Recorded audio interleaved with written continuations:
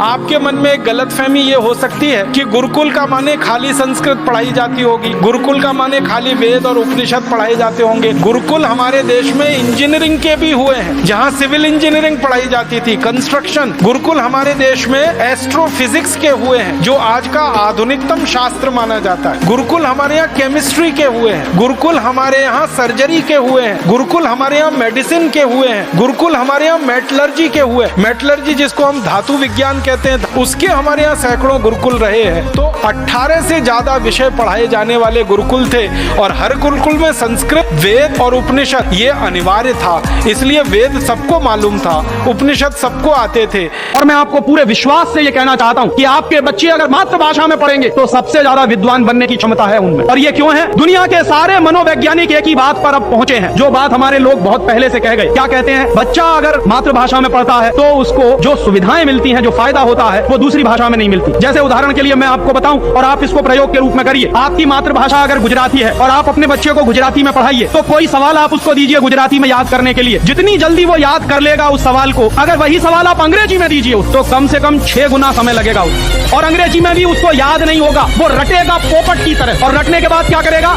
इम्तिहान में लिख कर आएगा। इम्तिहान में लिख कर आया, उसके 2 दिन बाद पूछिए कि तुमने परसों क्या लिखा है, उसको कुछ याद। ऐसे ज्ञान का करेगा क्या वो? वकीलों का एक वर्ग है, काला कोट पहन के भयंकर जून की गर्मी में अदालत में बहस कर और पसीना पसीना हो जाए, कोट पूरा भीग जाता है और उसका कॉलर सफेद सफेद हो जाता है पसीने से। लेकिन काला कोट इनका आज तक नहीं उतरा इस देश में। अंग्रेजों के जमाने में ये काला कोट पहना जाता था, अब क्यों पहन रहे हो? काला रंग गर्म देश में अच्छा नहीं होता, क्योंकि ऊष्मा का अवशोषक है और अंदर से गर्मी को निकलने नहीं देगा। हमारे लिए तो सफेद रंग, हल्के कलर अच्छे होते। जहाँ ठंड बहुत होती है उनको काले रंग ठीक। हमने हमारा दिमाग बंद कर रखा है, हम चाहते हैं इसको खोलिए, तर्क करिए अपने आप से कि क्यों हम ये कर रहे हैं।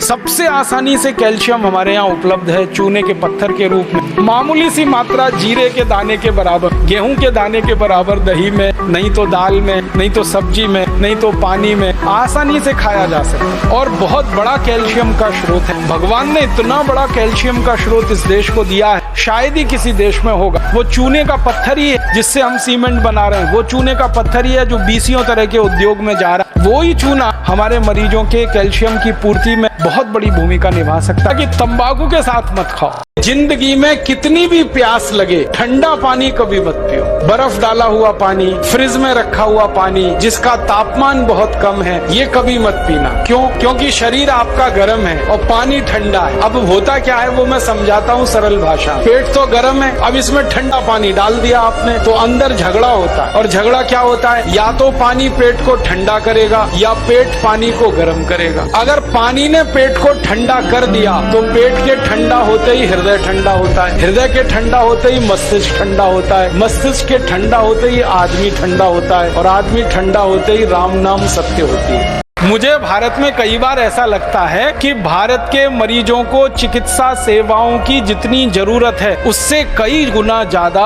हमारे देश के मरीजों को, साधारण नागरिकों को शिक्षा की जरूरत है, हेल्थ एजुकेशन की जरूरत है। हेल्थ फैसिलिटीज तो काफी कुछ हो गई हैं अब इस देश में, बहुत सारे चिकित्सालय हैं, बहुत सारे डॉक्टर हैं, बहुत सारी दवा की दुकानें हैं, लेकिन हेल्थ एजुकेशन के नाम पर इस देश में बड़ा शून्य है। हमको हेल्थ फैसिलिटी नहीं, हेल्थ एजुकेशन की बहुत जरूरत है इस देश को। आपने देखा है कुत्ता कैसे पानी पीता है? कुत्ते को सुना कभी डायबिटीज होता है? चिड़िया होती है ना, कैसे पानी पीते हैं? एक चोंच में एक ड्रॉप उठाएगी, फिर पिएगी, फिर थोड़ी देर रुकेगी, फिर दूसरी ड्रॉप, फिर पिएगी, फिर रुकेगी। चिड़िया को ना संधिवात होता है, ना जॉइंट पेन होता है, ना डायबिटीज होता है, ना कैंसर होता है, ना हाइपरटेंशन होता है, ना माइग्रेन होता है, कुछ नहीं होता। वो स्वस्थ है, मस्त है। हमको ये सब क्यों होता है? जिस भगवान ने चिड़िया बनाई है उसी ने हमको भी बनाया। बस वो खाने पीने का ध्यान रखती है। चिड़िया कभी रात को नहीं खाती, मनुष्य रात के 12-12 बजे भी खाता है। चिड़िया कभी भी खाने के साथ पानी नहीं पीती। सब जानवर इस नियम का पालन करते हैं। जो सबसे मूर्ख भैंस है वो भी इसका पालन करती है, लेकिन मनुष्य जो है ना वो भैंस से भी गया बीता है। वो खाने के साथ घटाघट 2 गिलास 3 गिलास 5 गिलास पीते रहे। आयुर्वेद में ये सूत्र है, भोजनांते विषम वाणी, माने भोजन के अंत में पानी पिया तो विष पी लिया आप। भारत में ऐसा भी रहा है कि कुछ समय जब बहुत ठंड पड़ती रही है तो खड़ाऊ का उपयोग नहीं कर सकते तो जूतियां इस देश में बनाई जाती है। जूतियां बहुत वैज्ञानिक है, जूतों की तुलना में तो बहुत ज्यादा वैज्ञानिक है। मैंने देखा राजस्थान में मध्य प्रदेश में, गुजरात में, महाराष्ट्र के कई इलाकों में जूतियां बनती हैं। जूतियां इतनी अद्भुत होती हैं कि सीधे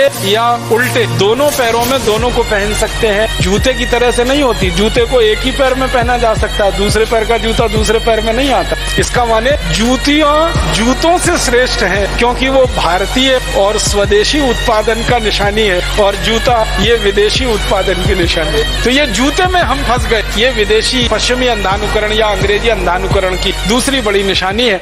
गेहूं का एक आटा जिसको किसी भी भारतीय माँ और बेटी या बहन को दे दो, उससे 50 किस्म की चीजें वो बना सकती है। पूरी बना सकती है, कचौरी बना सकती है, पराठा बना सकती है। एक दिन मैंने हिसाब निकाला, मैं भारत में जन्म ले लिया उस दिन से, और जिस दिन मैं मरूंगा उस दिन तक हर दिन एक नया स्वादिष्ट व्यंजन बना के इस देश में मैं खा सकता हूँ। वो यही संभव है, किसी दूसरे देश में संभव नहीं। इतना अच्छा रसोई घर हमारे पास, फिर हम pizza, burger, hot dog, cold dog, chowmein के लिए परेशान हो। वो चाउमीन तो पता नहीं कैसे लोग खा जाते हैं, एकदम सड़े हुए मैदे की चीज। खानी है तो सिवई बना के खा लो अपने घर में, चाउमीन से अच्छी है। हर 5 गांवों के बीच में एक सर्जन था इस देश में। हड्डी जोड़ने वाले हाड़ वैद्य हुआ करते थे, और वो हाड़ वैद्य तो अभी भी इस देश में दिखाई देते हैं। ऐसे बेहतरीन हाड़ वैद्य मैंने देखे हैं मेरी आंखों से। गंभीर से गंभीर टूटी हुई हड्डी को दोनों हाथ से पकड़कर एक बार जोड़ देंगे, और उसके ऊपर कोई लेप लगाकर पट्टी बांध देंगे, और 20-25 दिन से लेके 3 महीने में वो पूरी हड्डी जुड़ जाए। शायद ही कोई ऐसा व्यक्ति होता था जिसको गांव से बाहर चिकित्सा के लिए जाना पड़ता था। और बच्चों का जन्म कराना हो तो इसके लिए तो भारत में ऐसी अद्भुत व्यवस्था रही है कि हर घर की माँ गायनोकोलॉजिस्ट से कम नहीं रही इस देश में। गाय पालता है हिंदू, काटता है कसाई। क्यों? हिंदू बेच देता है, कसाई काट देता है। और हिंदुओं को पूछो भाई गाय क्यों बेची, कहने लगे जी दूध नहीं देती। दूध तो थोड़े दिन के बाद अपनी अम्मा भी नहीं देती, उसको भी बेचोगे? गाय अपनी माँ के जैसी है, उसको कभी बेचना नहीं, किसी कसाई को देना नहीं, बहुत पाप पड़ेगा। अगर उसकी मृत्यु होती है तो ऐसे ही उसका अंतिम संस्कार करो जैसे अपने घर के लोगों का किया जाता है। अच्छा सा खड्डा खोद के उसको गाड़ दो, और जहाँ गाय को दफन किया वहाँ आम का एक पेड़ लगा देना। 3 साल में वो पेड़ इतने फल देगा कि आप तोड़ते तोड़ते थक जाएंगे। घुटने का दर्द है आपको, घुटने का दर्द, कमर का दर्द है, संधिवात है, गठिया है, तो इसके लिए बहुत अच्छी दवा है सौंठ, हल्दी और मेथी।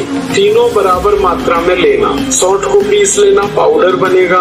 मेथी को पीस लेना, पाउडर बनेगा। और हल्दी तो पिसा हुआ मिल ही जाएगा। तीनों 100-100 ग्राम लेके आपस में मिला लो, और इसका 1 चम्मच सुबह खाली पेट गर्म पानी से लेते जाओ तो घुटनों का दर्द, कमर का दर्द सब ठीक करता है। और एक अच्छी दवा है, वो है हार सिंगार के पत्ते का काढ़ा।